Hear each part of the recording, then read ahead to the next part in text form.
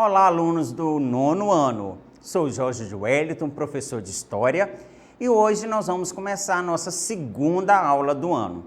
O nosso tema é República em Construção. Nós vamos focar o nosso presente para entendermos as situações, os fatores históricos do passado que fizeram e fazem o nosso dia a dia, a nossa atualidade. Bom, na última aula, nós falamos sobre a segunda fase da Revolução Industrial no mundo. Hoje, vamos abordar a construção da República e entender como o Brasil ainda está atrasado em todos os setores sociais. E vamos entender o porquê a Revolução Industrial, lá do início, tem a ver com o processo da República no Brasil. Apesar de a monarquia brasileira ter experimentado um momento de equilíbrio e solidez, devido à conciliação entre os liberais e os conservadores, os dois partidos políticos da época, esse momento se desmoronou, tendo início a crise da monarquia brasileira. Na década de 1880, o Brasil experimentou um crescimento na industrialização, que foi a construção de ferrovias e barcos a vapor. Fomos os pioneiros na instalação de serviços como eletricidade, telefonia e a segunda das Américas a ter uma linha telegráfica com a Europa. Tínhamos a segunda maior força naval do mundo, ficando atrás apenas da grande marinha inglesa. Um terço das nossas ferrovias foram construídas no Império, ocupando o quarto lugar em crescimento constante. Hoje estamos no nono. O Brasil era a quarta maior economia do mundo e o nono maior império da história. A média do crescimento econômico era de 8,81% ao ano, mesmo sem apoio da grande elite cafeeira, que via a industrialização do Brasil como algo que prejudicaria seus negócios, principalmente na parte de mão de obra quanto à escravidão. O Império Brasileiro deu início à chamada Primeira Revolução no Brasil. Vamos lembrar que na primeira aula nós já estávamos falando sobre a segunda onda da industrialização, ou seja, da Revolução Industrial. Enquanto que na mesma época o Brasil ainda estava começando a primeira onda ou a primeira fase da Revolução Industrial.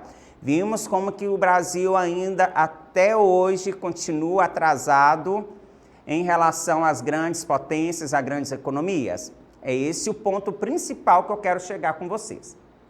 Após as primeiras ferrovias e o escoamento da produção e preço mais barato, os cafeicultores viram a vantagem da industrialização para os seus negócios.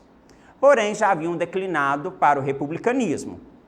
O valor absoluto das exportações do Império em 1850 era o mais elevado da América Latina e manteria essa posição, inclusive em termos econômicos gerais, até o final da monarquia, em 1889. O Brasil, no último ano da monarquia, era próspero e respeitado. A oposição do isolamento monárquico também teve a questão religiosa, que vem ser o beneplácito. Isso é, todas as ordens papais deveriam passar por Dom Pedro II, o que trouxe a insatisfação da Igreja Católica e a necessidade da busca da mesma por um Estado laico. Ou seja, se o Vaticano nomeasse cardeais, Dom Pedro II, o imperador do Brasil, que ratificaria, aceitaria ou não a nomeação dos bispos e dos cardeais para comandarem as igrejas aqui no Brasil. Por isso, a República veio a favor dos interesses também da Igreja quanto ao Estado laico, ou seja, a política separado da religião. A política não interfere na religião e nem a religião ia, entre aspas, interferir na política do Brasil. A outra questão foi a militar. A insatisfação militar devido ao não cumprimento das promessas pós-guerra do Paraguai e devido à quase ausente participação dos militares na política, foi uma das questões dos militares apoiarem a causa republicana no Brasil. Depois, o período republicano até os dias atuais, nós vamos ver a participação dos militares na nossa política e que vai também ter as causas das ditaduras, tanto apoiadas pelos civis, quanto as ditaduras militares no nosso país. A outra questão foi a questão oligárquica. A elite modernizada estava insatisfeita com a ausência da infraestrutura no Oeste Paulista e possuíam uma reduzida participação na política. Podemos perceber aqui que todas essas causas estão ligadas à participação na política, ou seja, pessoas da elite de determinadas categorias querendo uma porção maior da política no Brasil. Ou seja, vamos lutar, vamos fazer uma política que vai vir de encontro aos nossos próprios interesses. Eu não estou pensando na grande parcela da população brasileira. E até hoje, a nossa política e os nossos políticos, quanto às leis, são pensadas e são feitas visando os interesses próprios de uma minoria. Então, construindo a República que começou a ser construída lá em 1880, no período, na década de 1880, ela vai eclodir no dia 15 de novembro de 1889. A República, como forma de governo, ela nasceu lá na Roma Antiga, com a noção de res pública, ou seja, de coisa pública, que deveria servir aos interesses dos cidadãos, ou seja, meu e seu. Conforme veremos, a nossa república foi estabelecida para atender aos interesses de uma pequena elite dominante no país, como eu disse. Os escândalos de corrupção atuais, que infelizmente faz parte do nosso cotidiano, representam apenas uma parte do seu sentido público. Olha a charge aqui atrás. Podemos perceber que a corrupção dos políticos, ela vai tirar da população, de mim, de você, os nossos direitos, os nossos benefícios. Então, a sua educação, a saúde, a moradia e o seu futuro está indo aqui, no saco da corrupção. Foi a partir da década de 1860 que tiveram início os questionamentos quanto à nossa monarquia, questionamentos quanto aos direitos do imperador Dom Pedro II e as suas intenções para com o Brasil. Foi então devido a essa insatisfação que deu início à busca por uma nova forma de governo, visando lá a participação da elite nas coisas públicas do Estado. O movimento republicano brasileiro foi elaborado, então, com o Manifesto Republicano de 1870, lá no Oeste Paulista, que declarava oficialmente a oposição à monarquia. A monarquia, com Dom Pedro, não fez nada para coibir ou proibir esse manifesto, porque Dom Pedro ele via a necessidade de uma imprensa livre e de uma democracia de direito. Você fala o que você pensa, e sendo que você não pode ser coagido por isso. A abolição da escravidão, em 1888, foi o golpe de misericórdia. Os grandes fazendeiros extremamente dependentes da mão de obra escrava ressentiram-se contra a monarquia, aliando-se aos republicanos. Após o golpe, os fazendeiros reivindicaram a indenização pela perda dos escravos, ou seja, o golpe republicano do dia 15 de novembro de 1889. Então, eles não queriam a escravidão, eles não estavam pensando no benefício da população, dos carentes, dos necessitados. Eles, após o golpe republicano, do dia 15 de novembro de 1889, o que nós conhecemos como Proclamação da República, após essa proclamação, os fazendeiros que foram obrigados por lei, assinado pela princesa Isabel, a lei da escravidão, da abolição da escravidão, eles reivindicaram junto à República, ao governo republicano, uma indenização.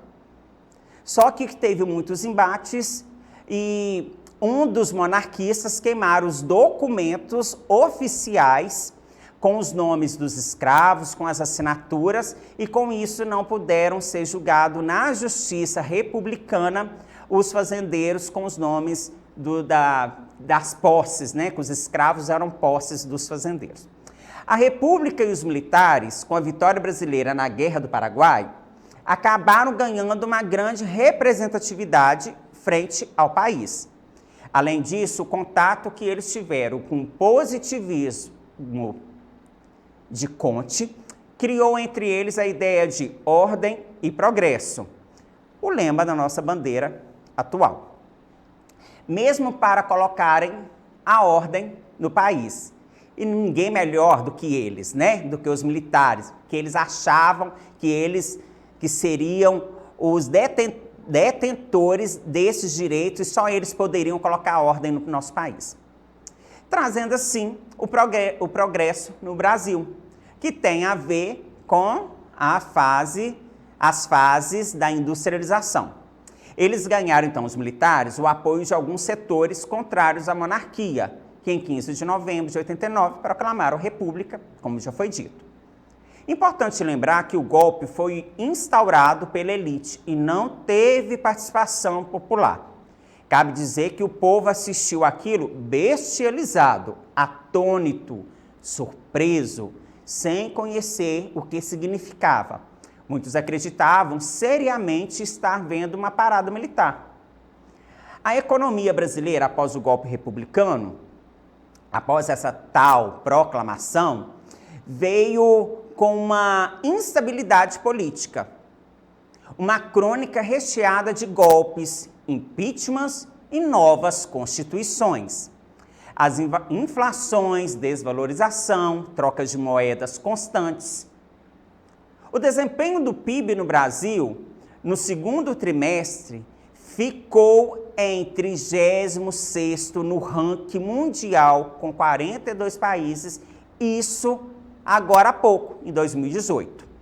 Ou seja, o país que era a quarta economia do mundo, hoje está quase na 40ª posição. A proclamação da República trouxe transformações profundas para o Brasil, das quais podemos listar alteração da forma de governo de monarquia para república, a criação de novos símbolos e heróis nacionais, estabelecimento do presidencialismo, a implantação do federalismo, a mudança do sistema eleitoral e a introdução do Estado laico.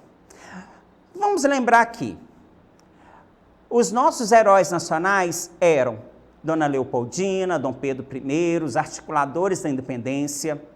Com a República, eles criaram mitos e heróis para abolir ou para desmanchar, desconstruir a monarquia, criaram Tiradentes, Marechal Floriano, Zumbi dos Palmares. Os nossos símbolos nacionais deixaram de ser a coroa e o verde e amarelo das casas de Bragança e também de Habsburgo, dos austríacos, e vieram com a nova representação do verde das matas e o amarelo do ouro. E a estrela representando aqui a forma de governo republicano. O nosso hino nacional também foi alterado. Ele foi escrito por Dom Pedro e depois fizeram uma outra letra em cima da música. Bom, o artigo 1º da Constituição Imperial do Brasil é a associação política de todos os cidadãos brasileiros. Eles formam uma nação livre, independente, que não admite qualquer outro laço algum de união ou federação, que se oponha à sua independência. No entanto, o artigo 1º da Constituição Republicana Federativa do Brasil de 1988 é, como está escrito, formada pela união indissolúvel dos estados, municípios e do Distrito Federal. Constitui-se um Estado democrático de direito. Ou seja, na monarquia, primeiro é a união dos povos. Eu, você, seus pais, nossos irmãos, nossos amigos. Nós somos a base do Império do Brasil. Nessa nova Constituição que vocês veem aqui atrás, nós somos delegados do 1º para o 3º. Nós estamos no último topo do 1º artigo. Ou seja, primeiro vem a união da federação, dos estados, para depois vir os povos, nós. Então, nós deixamos de ser os primeiros para constituirmos e estarmos no 3º lugar. Então, nós temos que sermos críticos quanto à construção da República. Foi melhor a mudança de governo? Nós estávamos em uma fase de desenvolvimento industrial e econômico. E hoje, em qual posição nós estamos? Nós temos uma moeda forte? O nosso real é uma moeda forte? O nosso PIB? O nosso salário? A nossa Constituição, ela reza que nós temos direito a lazer, educação, saúde, e etc., emprego. Mas nós temos isso, o nosso salário mínimo dá esse suporte para nós. Enquanto nós pagamos altos impostos, os nossos governantes, eleitos ou não, isso vem em outras categorias, até mesmo de justiça, onde tem vários privilégios. Nós vivemos agora uma época de pandemia mundial, onde nós, a população, estamos sobrevivendo, muitos, estão sobrevivendo com recursos de auxílios emergenciais, quando conseguem esses auxílios, enquanto que os nossos políticos e magistrados, eles têm suportes a ternos, 15º, 14º salário, altos salários, auxílios moradias e assim sucessivamente. Nós bancávamos na monarquia uma família. Hoje, de 4 em 4 anos, nós bancamos uma família. O presidente hoje, ele aposenta com todas as regalias. E só de 88 para cá, nós temos Sarney, Collor, Fernando Henrique, Dilma, Lula e o atual presidente, que daqui a 2 anos pode ou não se aposentar. Então, nós temos que sermos críticos. O que nós estamos querendo? Privilégios ou deveres? Então, é algo para a gente pensar. E vamos pensar, e vamos discutir esse aluno, vamos discutir esses temas dentro da cidadania. Direitos e deveres, que nós também temos, tanto os direitos quanto os nossos deveres, aqui oposto, e o povo no meio. Então, para a próxima aula, para as próximas aulas, nós vamos sempre debater essas questões de cidadania, visando sempre o nosso presente. Vamos no passado para entender o nosso presente. Bom, alunos, para acessar as nossas atividades na plataforma SMED GV, aponte a câmera do seu celular para a imagem do QR Code aqui no cantinho da nossa tela. Se inscreva também no nosso canal YouTube e nossas redes sociais, SMED GV. No YouTube, deixe seu like, seu comentário e nós estamos aqui para as próximas aulas. Abraço a todos, bons estudos!